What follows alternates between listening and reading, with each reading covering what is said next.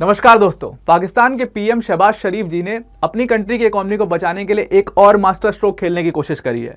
उन्होंने कहा है जी हम जो ऑफिशियल इवेंट्स पर ये रेड कारपेट का यूज़ करते हैं और इस रेड कारपेट के यूज़ में बहुत ज़्यादा खर्चा होता है, उसको अब हम यूज़ नहीं किया करेंगे। उस रेड कारपेट की वजह से यहाँ पर काफ़ी ज़्यादा खर्चा होता है। उनका ये कहना है कि जैसे आप रेड कारपेट बिछाते हो तो उसका मैन्युफैक्चरिंग कॉस्ट लगता है, तो वो कारपेट कहीं से बन के आता है, फिर उसकी ड्राई क्लीनिंग, तमाम चीज़ें, उसकी मेंटेनेंस, इन्वेंट्री, सारी चीज़ों का बहुत खर्चा होता है।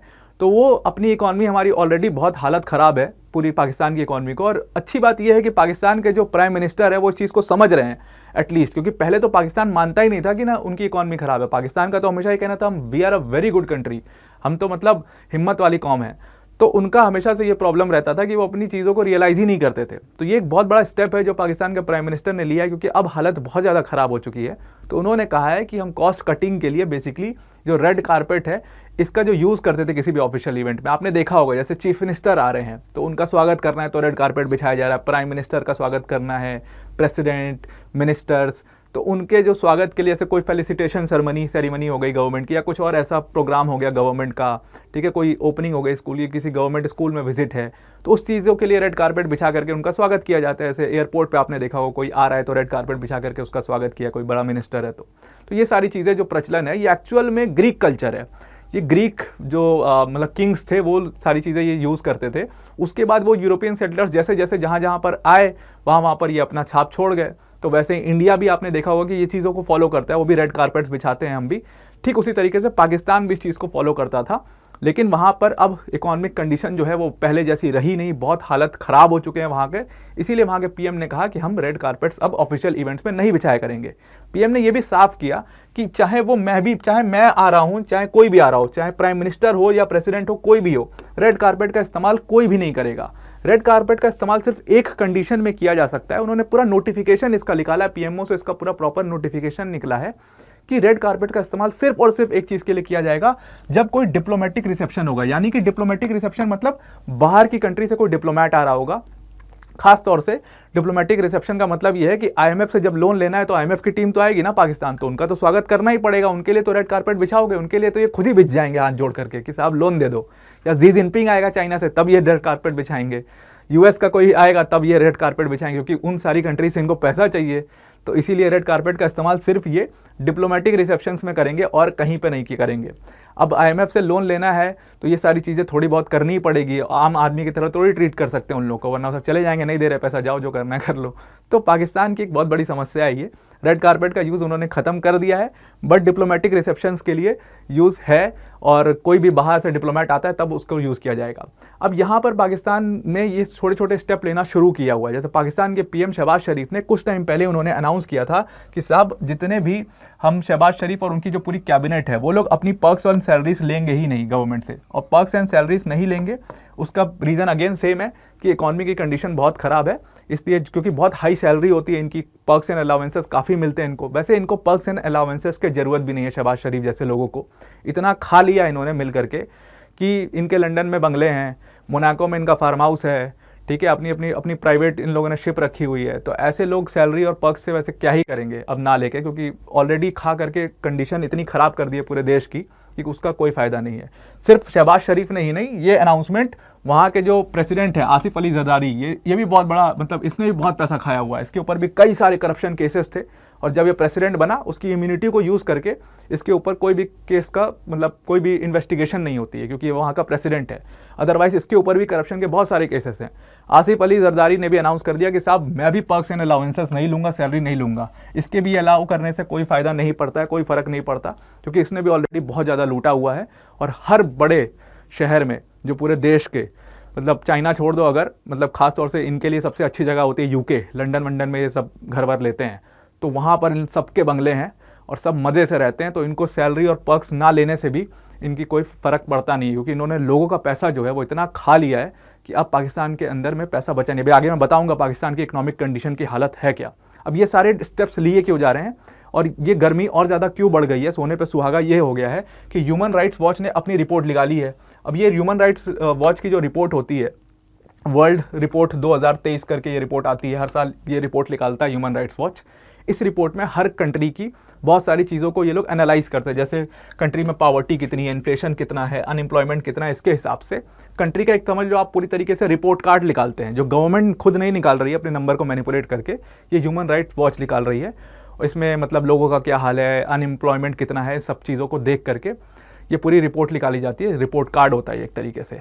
इसमें इसने पाकिस्तान का जो हाल बताया है उससे और ज़्यादा कंसर्न हो गया है पूरी दुनिया में कि पाकिस्तान तो बहुत जल्दी बैंकरप्ट हो जाएगा इस तरीके से, जो हाल इस पूरे ह्यूमन राइट्स वॉच ने पाकिस्तान के निकाले हैं अंदर से ग्राउंड रिपोर्ट। मैं सिर्फ इकोनॉमिक कंडीशंस पर इस समय बात करूंगा, ऐसे तो सोशियो इकोनॉमिक बहुत ज़्यादा प्रॉब्लम्स हैं, टेररिज्म की ज़बरदस्त प्रॉब्लम बताया गया है उस पूरे रिपोर्ट में। आपको मैं रिपोर्ट की लिंक दे दूंगा, पढ़ लेना, वो रिपोर्ट काफ़ी इंपॉर्टेंट रिपोर्ट है, या मैं इसके ऊपर एक जियोपॉलिटिकल एनालिसिस की वीडियो बना दूंगा जहाँ पे हम इस पूरे रिपोर्ट को एनालाइज करेंगे कि हालत है क्या पाकिस्तान की, और भी एक दो कंट्रीज ले लेंगे जिनकी हालत बहुत ख़राब है उसमें, फिर उसके ऊपर एक पूरा डिस्कशन करेंगे। तो इस रिपोर्ट ने और ज़्यादा वहाँ पर माहौल को गरमा दिया है। इस रिपोर्ट ने बोला है कि पाकिस्तान की जो डेट टू जीडीपी रेशियो, सबसे पहले तो डेट टू जीडीपी रेशियो से जाने से पहले सबसे पहले तो पाकिस्तान का जो फॉरेन एक्सचेंज है वो 3 बिलियन बचा हुआ है। 3 बिलियन मतलब हमें नंबर सुनकर बड़ा लग रहा होगा, बट एक्चुअली में इस नंबर का मतलब ये है कि पाकिस्तान अब सिर्फ 3 वीक तक अपना बाहर से सामान मंगवा पाएगा, इंपोर्ट करवा पाएगा, which is very very concerning. और ये जो अमाउंट है 3 बिलियन, जिससे ये सिर्फ 3 हफ्ते तक अपना सामान बाहर की कंट्री से मंगवा पाएंगे, वो एक बहुत बड़ा कंसर्न है। और इसीलिए IMF गए थे पैसा मांगने।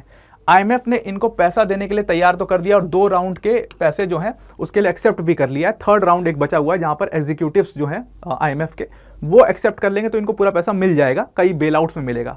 लेकिन IMF ने जो ये लोन दिया है, मैंने इसके ऊपर वीडियो बनाई थी, मैंने कहा था ये शॉर्ट टर्म लोन है। और शॉर्ट टर्म लोन का मतलब ये है कि लोन तो दे रहे हैं लेकिन कम टाइम के लिए दे रहे हैं, और उसके साथ साथ इनने कुछ बहुत सारी कंडीशंस भी लगाई हुई हैं IMF ने। कंडीशंस क्या लगाई हुई हैं IMF ने कि यार तुम जो ये सब्सिडी बांट रहे हो, इलेक्ट्रिसिटी में सब्सिडी, टैक्स में सब्सिडी, एग्रीकल्चर सेक्टर को सब्सिडी, ये सब्सिडी बांटने की तुम्हारी हैसियत है नहीं, तो ये बंद करो ये सारा नाटक।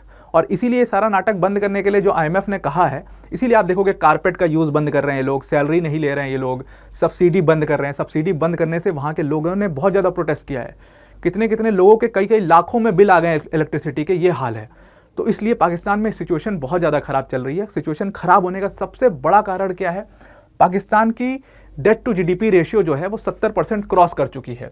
ये डेटा है IMF का। अब 70% क्रॉस कर चुकी है। Debt to GDP ratio simple maths होता है कि टोटल डेट जो है कंट्री की upon the GDP of the country, तो उसके हिसाब से लोग नंबर निकालते हैं।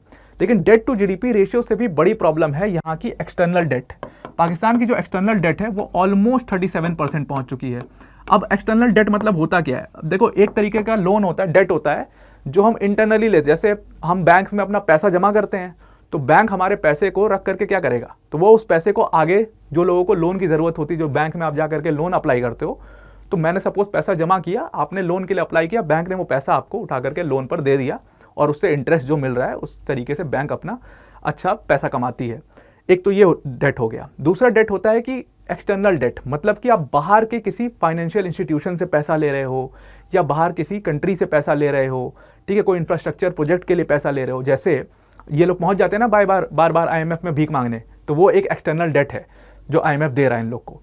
वो लोन पे दे रहा है, इंटरेस्ट पे दे रहा है। जैसे ये बार बार चाइना पहुंच जाते हैं कि नहीं साहब पैसा लगाओ, हमारी कंट्री में पैसा लगाओ, तो चाइना ने पैसा लगा दिया, तो वो चीज़ एक्सटर्नल डेट जो है वो 37% पहुँच चुका है। अब आप समझो ये 37% में से अकेले इन्होंने चाइना से 13% का एक्सटर्नल डेट लिया हुआ है। अब ये 13% इज़ अ बिग नंबर।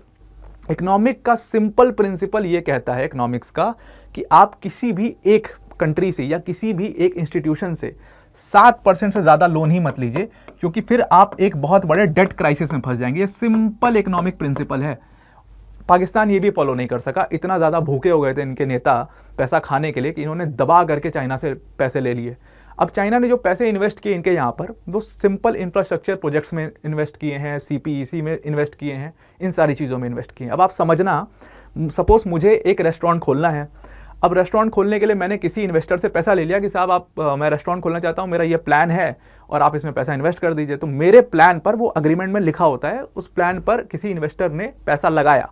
अब मैं रेस्टोरेंट खोलने गया हूँ, मुझे ज़मीन ही नहीं मिली प्रॉपर, या ज़मीन जो हमने फाइनल की थी उसमें कुछ प्रॉब्लम आ गया, कुछ लीगल चक्कर फंस गया, इसलिए मैं ना रेस्टोरेंट खोल पा रहा हूँ। पैसा ऑलरेडी मैंने उठा लिया है, पैसे पे मैं इंटरेस्ट भरते जा रहा हूँ अपने इन्वेस्टर को, लेकिन मेरा काम जिसके लिए मैंने पैसे लिया वो नहीं हो पा रहा है। अब इस पैसे को मैं कहीं और यूज़ भी नहीं कर सकता हूँ, बिकॉज वो पैसा मुझे स्पेसिफिक पर्पस के लिए दिया गया है। तो ये जो एक्सटर्नल डेट होता है, ये IMF देता है या वर्ल्ड बैंक देता है, जब बार बार भीख मांगने लोग पहुंच जाते हैं, ये इनको स्पेसिफिक पर्पस के लिए पैसा देता है। अब इस पैसे को ये उठा करके कहीं और यूज़ भी नहीं कर सकते। सबसे बड़ी प्रॉब्लम ही यही है। तो चाइना से जो इन्होंने पैसा उठाया हुआ है, इसको वो कहीं और यूज़ नहीं कर पा रहे हैं, और जो प्रोजेक्ट के लिए पैसा उठाया वो प्रोजेक्ट रुका हुआ है। चाइना ने अभी 5 दिन पहले 5 चाइनीज़ ऑफिशियल्स की डेथ हो गई। तो चाइना ने सिंपल इनको कहा कि सारा प्रोजेक्ट हम रोक रहे हैं अभी के लिए, जब तक आप सिक्योरिटी इंश्योर नहीं करेंगे चाइनीज़ ऑफिशियल्स की, तब तक हम अपना कोई भी प्रोजेक्ट आपके यहाँ पर नहीं करेंगे फॉलो। तो उन्होंने सारा पैसा रोक दिया है, सारा प्रोजेक्ट रोक दिया है। तो वो पैसा अब इनके पास पड़ा हुआ है, लेकिन उसको यूज़ भी नहीं कर पा रहे हैं। सबसे बड़ी प्रॉब्लम इनकी यही है। और पाकिस्तान की बहुत बड़ी प्रॉब्लम ये है एक और, कि अब इसकी वजह से जो सब्सिडी और ये सारी चीज़ें ये लोग काट रहे हैं, उसकी वजह से इनका जो इन्फ्लेशन रेट है वो ऑलमोस्ट 19% पहुंच चुका है। अब आप जो ये इंडिया से कंपेयर करते हैं, इंडिया का इन्फ्लेशन रेट है 4.4%। Now you can understand 19% is a big number. और सिर्फ पाकिस्तान का ये हाल नहीं है, बहुत सारी कंट्रीज़ का ये हाल है। जैसे इजिप्ट का हाल बहुत ख़राब है। इजिप्ट में इन्फ्लेशन रेट जो है वो 25% पहुँच चुका है। सूडान के अंदर 127% इन्फ्लेशन रेट है। अब आप समझ लो कि जो 15% के ऊपर कंट्रीज़ हैं, उनके बहुत चांसेस है कि कंट्रीज़ बहुत जल्दी बैंकरप्ट हो जाएंगी। और ये एक बहुत कंसर्निंग सिचुएशन है पाकिस्तान के लिए। इतनी कंसर्निंग सिचुएशन को देखते हुए पाकिस्तान के जो प्राइम मिनिस्टर हैं, थोड़ी सी उनके अंदर का ज़मीर जागा है और वो ऐसी कॉस्ट कटिंग की कोशिशें कर रहे हैं। लेकिन जो पाकिस्तान के सेंट्रल बैंक के पूर्व अध्यक्ष थे, मतलब जो चेयरमैन थे मिर्ज़ा, उन्होंने सीधा कहा है कि पाकिस्तान का बैंकरप्ट होना इनएविटेबल है, उसको अब कोई नहीं रोक सकता। आप बस क्या कर सकते हो कि IMF से पैसा लिया, वर्ल्ड बैंक से पैसा लिया, इधर का पैसा उधर, उधर का पैसा इधर, इसकी टोपी उसके सर करके आप बस इस टाइम को थोड़ा सा खींच सकते हो 4-5 साल। लेकिन इनएविटेबल कंडीशन में है आपकी इकॉनमी, और वो एकदम से गिरने वाली है, और आप बैंकरप्ट हो गए, उसको कोई रोक नहीं सकता। और सिर्फ पाकिस्तान नहीं, आप देखना पाकिस्तान के बाद एक बहुत बड़ा उदाहरण और बैंकरप्सी का बनेगा, श्रीलंका बनेगा, क्योंकि वो भी चाइना के साथ उसी राह पर निकल चुका है। आई होप आपको ये पूरा आर्टिकल पाकिस्तान में क्यों ये कॉस्ट कटिंग्स चल रही हैं वो समझ में आ गया होगा। पाकिस्तान की इकॉनमी का क्या हाल है उसका एक ग्लिम्स दे दिया मैंने। उसके ऊपर एक डिटेल्ड जियोपॉलिटिकल एनालिसिस में हम वीडियो बनाएंगे, वो आप श्योर देखना। तो आज की वीडियो में इतना ही। Thank you and have a nice day.